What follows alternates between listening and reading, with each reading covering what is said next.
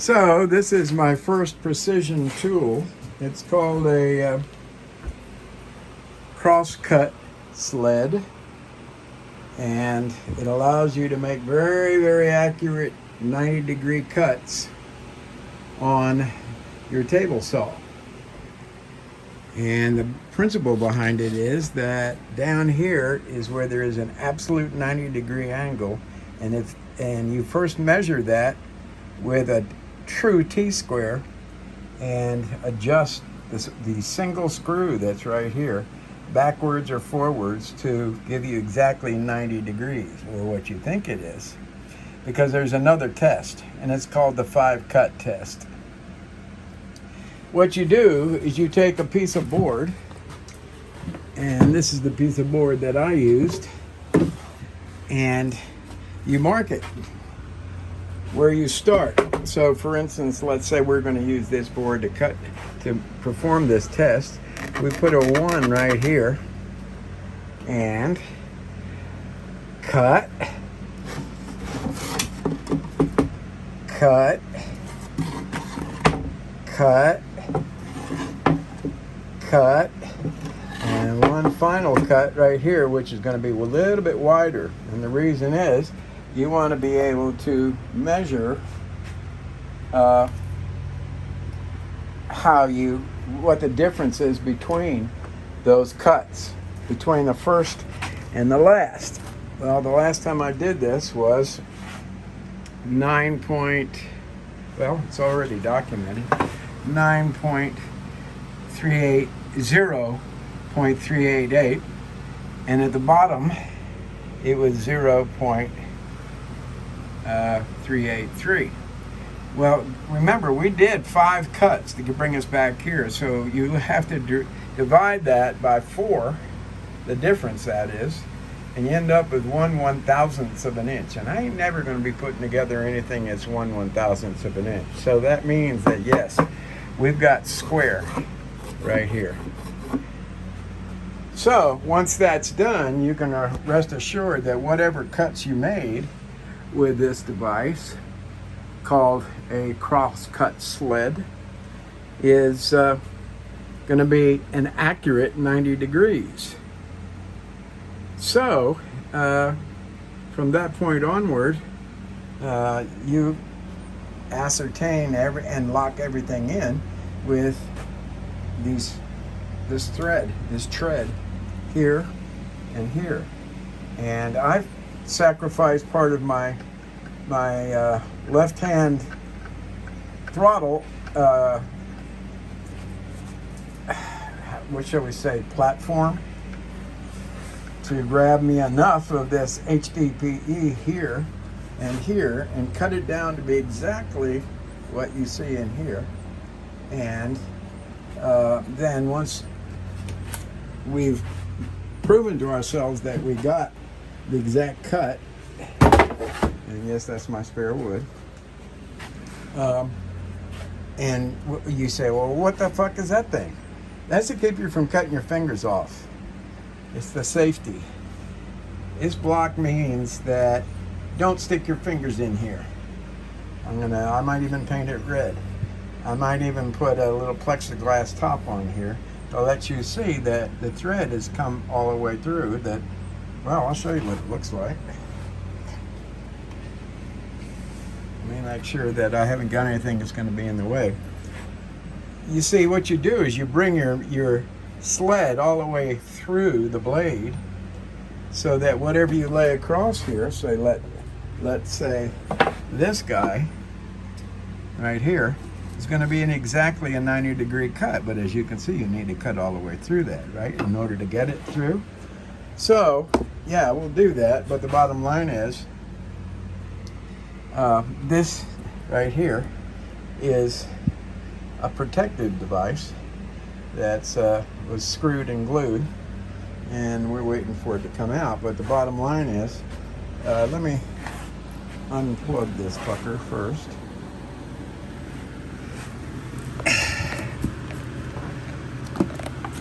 And I'll show you how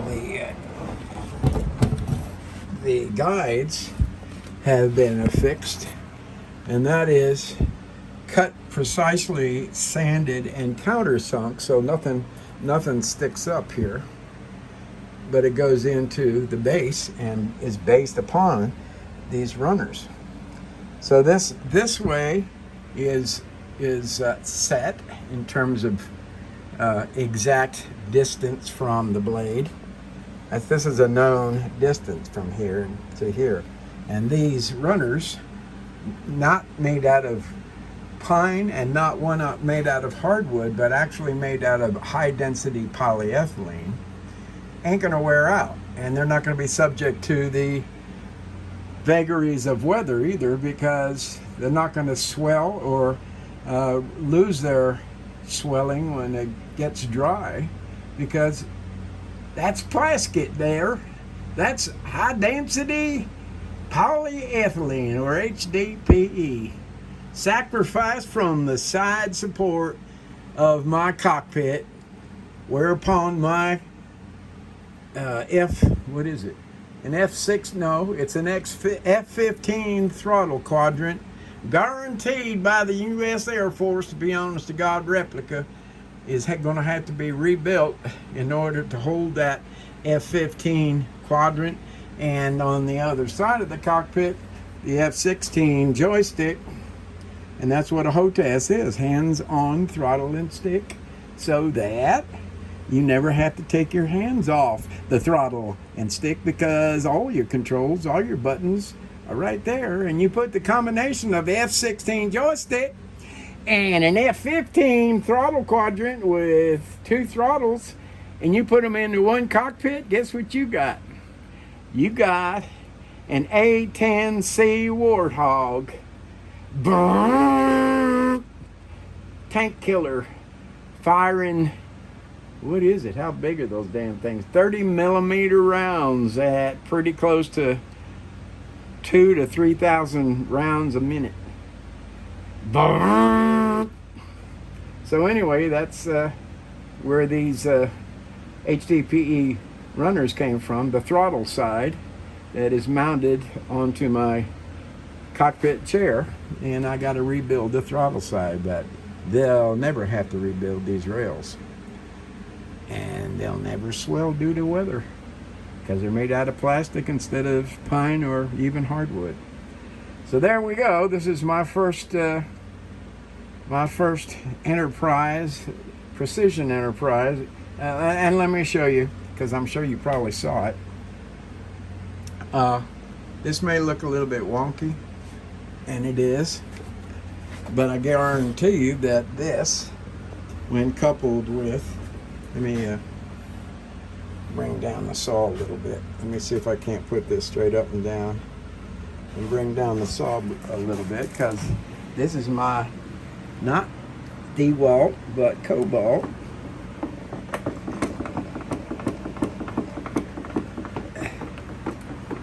Cobalt table saw that allowed me to make this thing, and whose runners are giving us the stability, coupled with the guides that go in the runners that I just finished fabricating. So there you go, my first precision layout. And yes, you have to center your blade. That's a different story. And yes, you need to make sure that you're the same distance from either one of these rails, or slots, shall we say. And once that's done, then you do go through the process I just previously described. So there you go. And I found out that, guess what? And this is the way they fit in. You should hear a thunk as we get closer. Bonk. You see any wobble there? Because there's only one way it can go, and that's 90 degrees to the blade. Well, and that's a zero cut because of that. So that's what's cool about cross cut, because you're cutting wood across the grain. It could be out to here,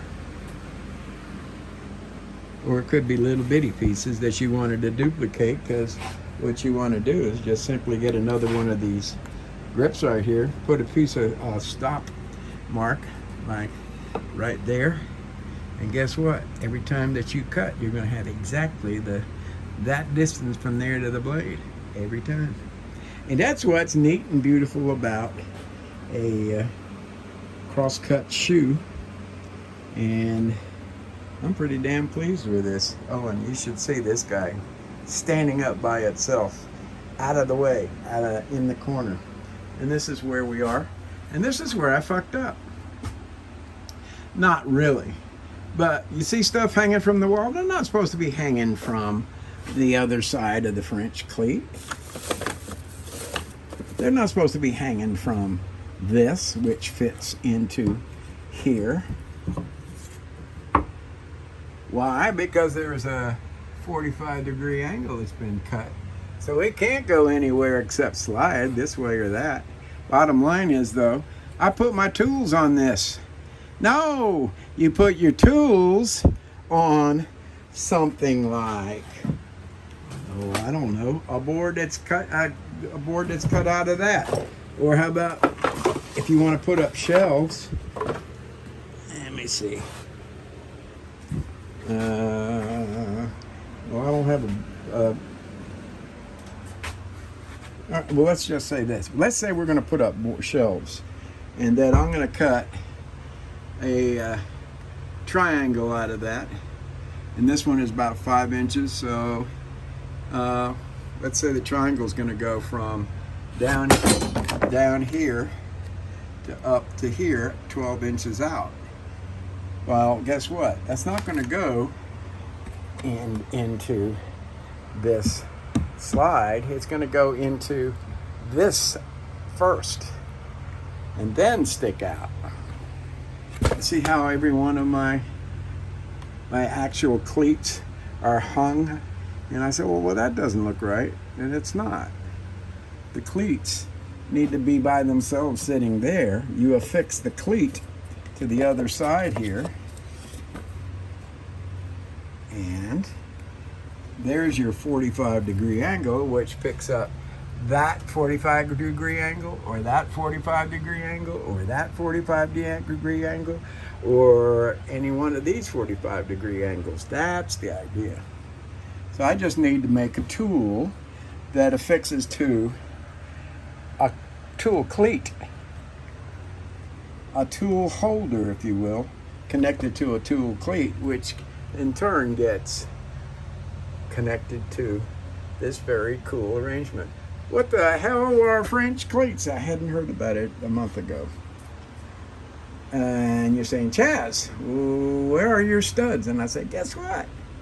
This is metal, insulation metal. A 9 by 15 foot metal, insulation metal.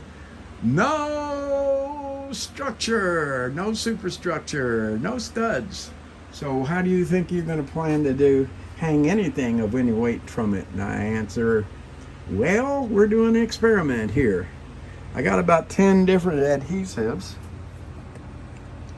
and we've already tried out more than several. Each one of them is enumerated on the specific board, and of the what I call hybrid studs. So what we're doing is putting a screw in that's just a little bit longer than, or deeper than this board right here, this upright my hybrid stud. But the entire side or back side of the hybrid stud has been heavily laden with one of these Loctite, what is this? Tight Bond,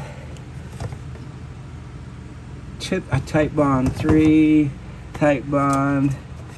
We'll be doing one out of Elmer's Extra Strength. To find out which one of these guys gives, this is Loctite PL, and so on.